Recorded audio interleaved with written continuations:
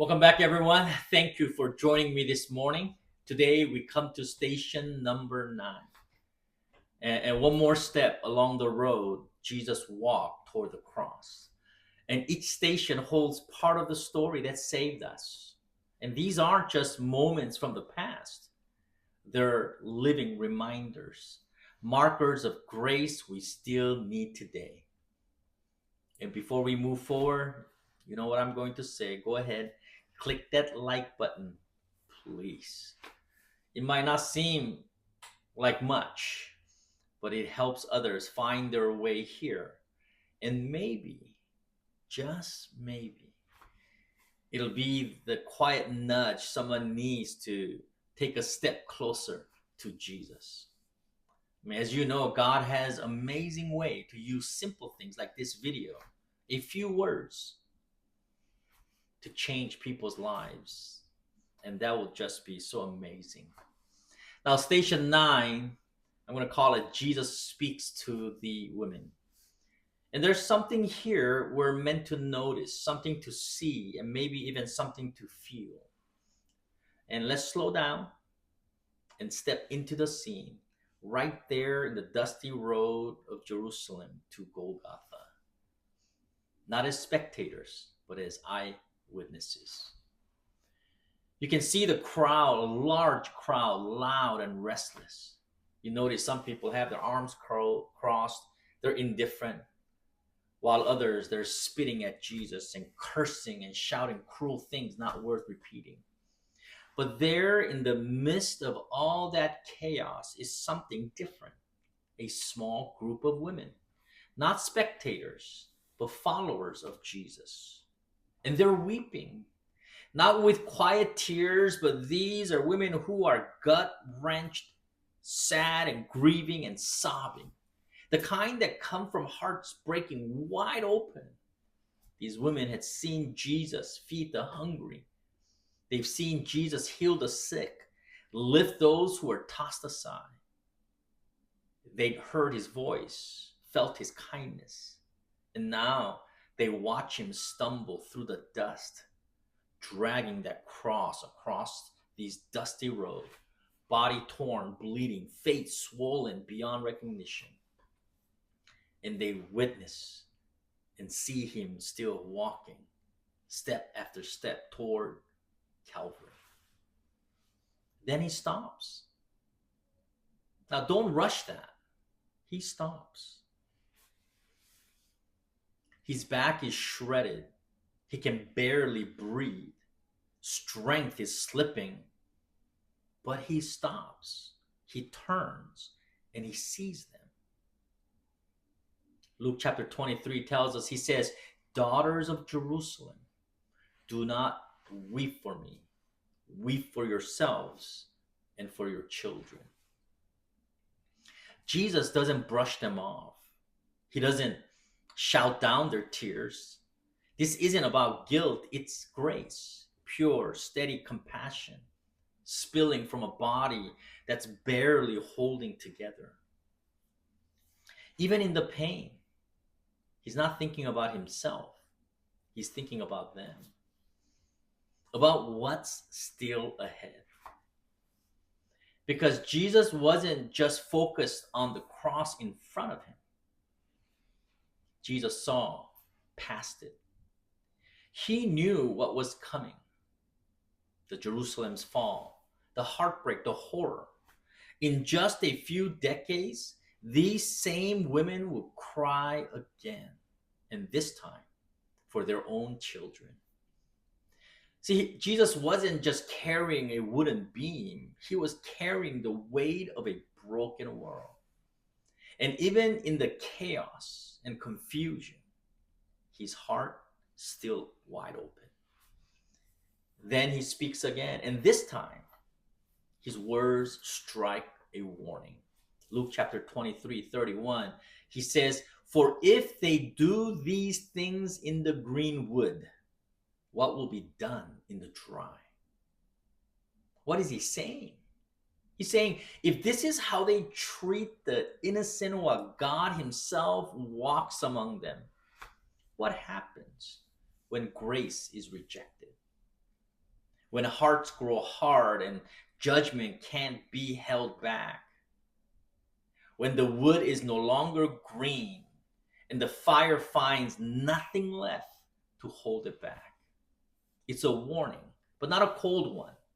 It's not detached. It's a plea. It's a cry from the heart of a Savior who sees what we don't see. Don't just cry for me, he says. Cry for yourselves. Cry for your children. Cry for what's coming. And there he is, beaten, bloody, staggering under the weight of the cross. And still his thoughts are on others. Still comforting, still warning, still loving. And my friends, that kind of love isn't ordinary. It's beyond human. It's holy. It's divine love, wrapped in torn flesh and a relentless purpose. Have you ever known someone like that? Someone who even while hurting kept looking out for others. Someone who had every reason to shut down and turn his back, but didn't. Their heart stayed open, even in the middle of the storm.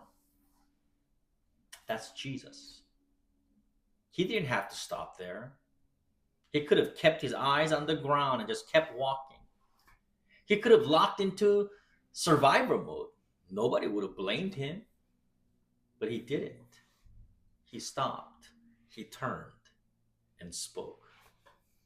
And I think that moment alone speaks volumes. It makes you think. When life weighs heavy, when pain hits hard, do we still see the people around us? Jesus did. And that's what love does. It doesn't wait for comfort. It doesn't hide under the bleed, it doesn't hide until the bleeding stops. It moves, wounded and all towards others.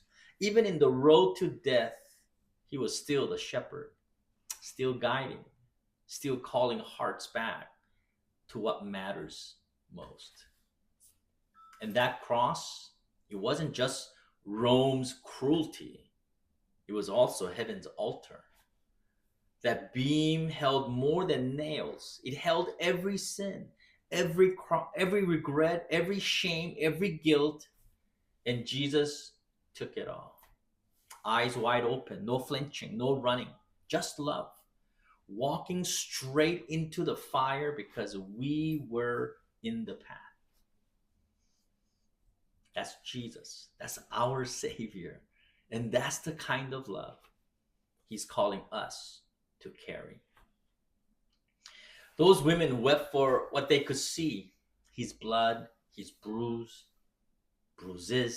the horror in front of them. But Jesus, he saw more. He saw a lost world, a deeper need. And in the middle of his own agony, he gently lifted their eyes past the sorrow, past the moment, toward what truly matters. And my friends, Jesus is still doing that. He hasn't stopped. He hasn't stopped. Not then, not now. We have to think about that.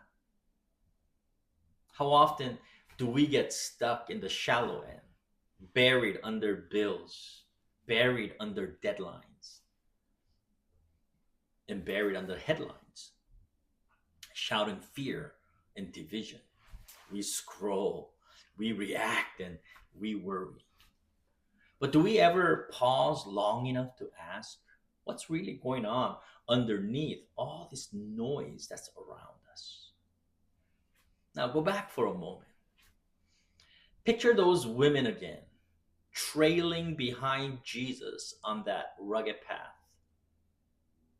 They couldn't stop what was coming. They couldn't lift the cross for Jesus. They couldn't ease his pain. But you know what they did? They showed up. They wept. They stayed. Their love wasn't loud, but it was real, and Jesus saw it. And he didn't shrug off their sorrow. He didn't tell them to toughen up, right? He noticed them. He saw them right there in the middle of his own agony. He responded. See, that tells us something about the kind of love that moves the heart of God. The kind that shows up even when it can't fix anything. The kind that stays when it's easier to stay away. The kind that breaks and yet doesn't run. And our tears, our prayers, that ache we carry for people we love, even when we don't know what to say or do, I don't think Jesus ignores that. I wonder if we've gotten so caught up in our own worries that we've stopped seeing the pain around us. Are we tuning out the suffering of others? Have we let the world's brokenness fade into background noise? Or like these women, will we show up anyway? Maybe this is the hardest question of all. Are we truly willing to let Jesus pull us out of ourselves, out of our comfort, out of distraction, and into something deeper? Something that might cost you, something that might cost me, but brings real healing. Because what he endured wasn't senseless. It wasn't random. It was love, bold, intentional, everlasting. A love that doesn't just comfort, but a love that transforms. Love that steps into the dark and pulls us into the light. And that same love is still offered freely, fully, right now.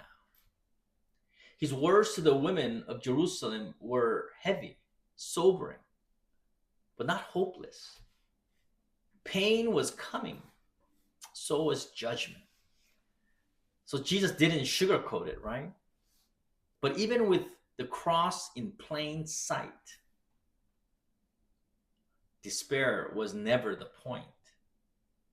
That cross, bloody, brutal, undeserved, wasn't the end. It was the beginning of redemption. It was beginning of salvation. It was beginning of new life. Those women wept like hope had died. And honestly, who could blame them? The sky had turned black. The earth shook. But just days later, those same eyes will see what no one expected: an empty tomb, a risen Savior.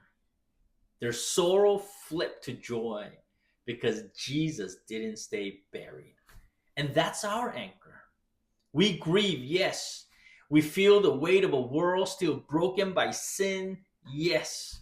We mourn what's lost, but we don't grieve like those who have no hope. We see the pain, but we cling to the promise because Jesus carried it all. He carried every sin, every shame, every sorrow, so that one day every tear, your tears, my tears, will be wiped away. Not forgotten, not ignored, but wiped away by the very hands that still bear the scars of our rescue. So, my friends, as we walk through Lent, as we pause at these stations of the cross, let's carry his kind of love, tender, watchful, willing to mourn what's broken and long for what's coming. Because with Jesus, sorrow may speak, but it never gets the last word. I hope that starts from right where you are. And my friends, I hope today's reflection had helped you to pause, helped you to see more clearly, feel more deeply, and draw nearer to Jesus. And if you're ready to continue the journey and go a little deeper, you find the worksheet linked in the description. And as you go through them, stay with Jesus, sit with Jesus, and be with Jesus. And if you have not done so, please click that like button so that others may join us. God bless you. Have an amazing day, and I'll see you in the next station.